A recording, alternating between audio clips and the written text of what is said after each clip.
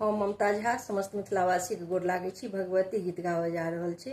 जय गीत के रचना आदरणीय दिनेश झा माधव जी केने छथिन। धन्यवाद। झहरै छै नोर अखिया हमरो, माँ सुनबै कहिया। हे अम्बे मैया, हे दुर्गे मैया, तोहरे छैते हिया कोलाएले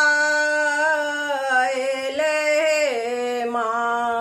हे अम्बे मैया, तोहरे छैते हिया कोलाएले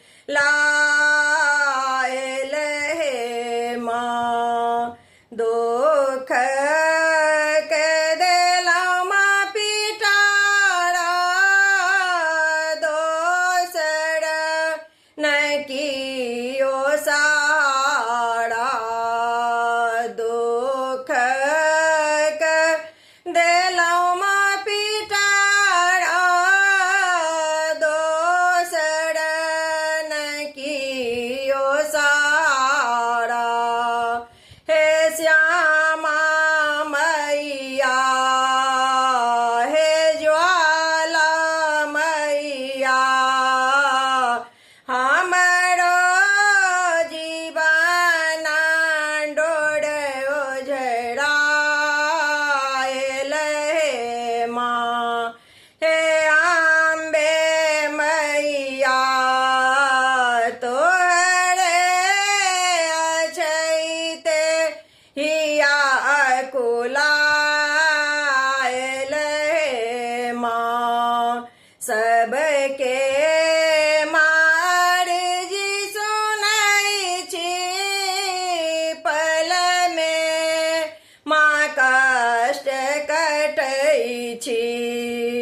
सबके मर्जी सुनै छी, पल में माँ कष्ट कटै छी। हे उचैठ वाले, हे कोइलख वाले, काने कसोर मोहे बिसराएले माँ। हे अम्बे मैया, तोहरे छैते हिया कोलाएले माँ। सब दिन अहीं के सेवलौं, तैयो नै सुखे पेलौं।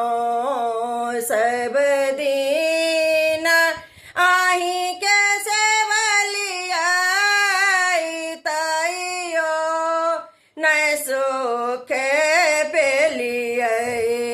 हे तारा मैया, हे श्यामा मैया, तोहरे चरण हमहु लौटाएबै माँ। हे अम्बे मैया, तोहरे छैते हिया कुलाएले माँ। माधव कटेर माँ सुनिया, आब जोनी देर माँ करियो। माधव कटेर माँ सुनिया, आब जोनी देर माँ करियो। हे अम्बे मैया, जगदम्बे मैया, दुखिया बंद